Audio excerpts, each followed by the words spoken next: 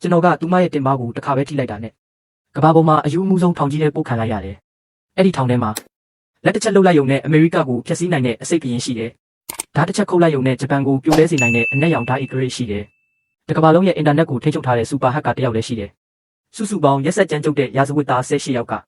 ဒီထောင်ကိုသူတို့ရဲ့အနားယူရနေရလို့အသုံးပြုနေကြတာထောင်ရဲ့အခြေခံတောင်နျူကလ িয়ার ဘုံတွေနဲ့စောက်ထားတာဒါပေမဲ့ကျွန်တော်တို့ဘာမှမဟုတ်တဲ့ကောင်တယောက်က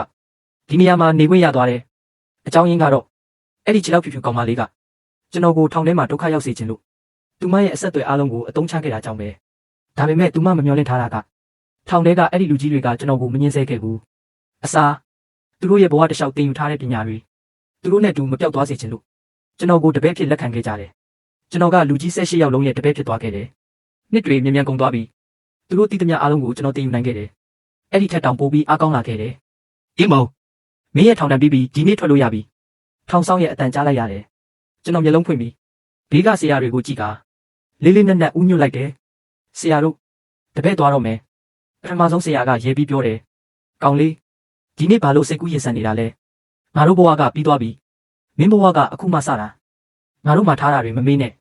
စိတ်ချပါဆရာတို့တနေ့ဆရာဖြစ်ခဲ့သူကတဘဝလုံးအဖေပါပဲကျွန်တော်မြေကြီးပေါ်တူးထောက်ပြီး၃ချိန်တိုင်တိုင်ကြော့လိုက်တယ်ပြီးတော့နောက်လည်းမကြည့်ပဲထောင်ကားထွက်လာခဲ့တယ်ထောင်ပြင်ရောက်တော့ကောင်းကင်ကိုမော့ကြည့်ပြီး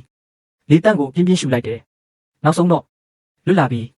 ထောင်ထဲကဘယ်တော့မှမထွက်နိုင်တဲ့သူတွေကိုကိုစားပြုပြီးကျွန်တော်အသက်ရှင်ရမယ်နောက်တစ်နေ့မှာနေဝင်ကိုပြန်လာခဲ့တယ်လေးစိတ်မှာစံဖြူနေတဲ့အဖိုးအို2ယောက်ကိုမြင်လိုက်တာနဲ့ကျွန်တော်စကားမပြောဘဲတူးထောက်ချလိုက်တယ်အမေအဖေတားမလိမ္မာခဲ့ဘူး2ယောက်လုံးကိုစိတ်ပူစေခဲ့တယ်အမေကမျက်ရည်တွေနဲ့ကျွန်တော်ကိုဆွဲထုတ်လိုက်တယ်ဘေးကင်းကင်းပြန်လာရင်ရပြီသားရဲ့အဖေကလမ်းဘေးမှာ taxi တစ်စီးခေါ်လိုက်တယ်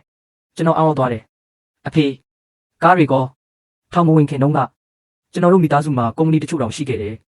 ဒါပေမဲ့အခုတော့တခုခုဖြစ်ခဲ့တယ်လို့ပဲအဖေကခါးသီးစွာပြုံးလိုက်တယ်မင်းထောင်ဝင်ပြီးနောက်ကုမ္ပဏီတွေအခက်အခဲတွေကြုံပြီးနောက်ဆုံးပြတ်သွားခဲ့တယ်အကျွေးဆက်ဖို့အိမ်ကကားတွေတောင်ရောင်းလိုက်ရတယ်အဖေရဲ့မျက်နှာကိုကြည့်ပြီးကျွန်တော်နောက်ထပ်မမေ့ရတော့ဘူးအမေကခေါင်းခါပြီးပြောတယ်ဒါအခုမှပြန်လာတာကိုဘာလို့ဒီစကားတွေပြောနေတာလဲဆိုင်အောင်မောင်ငါတို့မိသားစုအခြေအနေမကောင်းတော့ပေမဲ့မင်းနဲ့ရင်ကိုလက်ထပ်ပေးဖို့တော့တတ်နိုင်သေးတယ်ဒီညရင်တို့မိသားစုနဲ့တွေ့ပြီးမင်္ဂလာရက်တတ်မှတ်လိုက်ကြမလားဝီဝိုင်းအဲ့ဒီနာမည်ကိုစိတ်ထဲတိုးတိုးလေးထပ်ပြောလိုက်တယ်သူမကကျွန်တော်ရဲ့ပထမဆုံးအချစ်အထက်တန်းကျောင်းကလေးကချစ်ခဲ့တဲ့သူထောင်မဝင်ခင်ကျွန်တော်တို့စိတ်ဆက်ခဲ့ကြတယ်မင်းပြန်ထွက်လာရင်ငါလက်ထပ်မယ်သူမရဲ့အဲ့ဒီဂတိကထောင်ထဲမှာနှစ်ပေါင်းများစွာကျွန်တော်အသက်ရှင်နိုင်ဖို့အားဖြစ်ခဲ့တာဒါပေမဲ့ညနေကျတော့ရိုင်းတို့မိသားစုရောက်လာတယ်သူတို့မျက်နှာပေါ်မှာနှွေးထွေးမှုတစ်စက်မှမရှိဘူးရိုင်းရဲ့အဖေကဆိုဖာပေါ်ထိုင်ချလိုက်ပြီးပြောတယ်မင်းသားကထောင်ကျပြီးသားလူတစ်ယောက်ပဲအသမီးကတော့ Huawei Group မှာ Department Manager ဖြစ်နေပြီးတစ်နှစ်ကို300ချီဝင်ငွေရှိတယ်မင်းသားလူစကန်ကငါသမီးနဲ့ထိုက်တန်နေထင်နေတာလားရိုင်းရဲ့အမေကလည်းနှက်ခမ်းမဲ့ပြီးပြောတယ်သားကဟင်းသားကိုစားချင်နေတယ်လို့ပဲကျွန်တော်ရဲ့ကိုတက်တက်ကြည့်ပြီးမေးလိုက်တယ်ဒါမင်းရဲ့ဆုံးဖြတ်ချက်လားသူမကအေးဆက်စွာပြုံးလိုက်တယ်ဟုတ်တယ်ကျောင်းတုန်းကမင်းကတထေးသားငါကဆင်းရဲတဲ့ကျောင်းသူအဲ့ဒါကြောင့်မင်းနောက်လိုက်ခဲ့တာဒါပေမဲ့အခုမင်းမိသားစုပျက်စီးသွားပြီမင်းကထောင်ကျပြီးသားမင်းမှာဘာကြံသေးလို့လဲအဲ့ဒီအချိန်မှာအရက်နဲ့ပြင်းနဲ့ဆူဝတ်ထားတဲ့ယောက်ျားတစ်ယောက်ဝင်လာတယ်ရိုင်းကချက်ချင်းသူ့လက်မောင်းကိုဖတ်လိုက်တယ်ဒါကငါရဲ့လက်ရှိ boyfriend Will Group ရဲ့ Vice President ပြီးတော့ငါသူ့ကလေးကိုကိုဝင်ရှိနေပြီအဲ့ဒီစကားကြားလိုက်ရချိန်မှာကျွန်တော်ရဲ့တွေးပြီးအားတက်သွားတယ်လို့ခံစားလိုက်ရတယ်သူမကကျွန်တော်ကိုတစ္ဆာဖောက်ယုံတင်မကပဲအရှက်မရှိမိဘရှိမှတော့ဒီလိုပြောရဲနေခဲ့တယ်ဒါပေမဲ့သူတို့မသိသေးတာကကျွန်တော်ဟာအရင်ကလိုအားနေတဲ့ဆရာမဟုတ်တော့ဘူး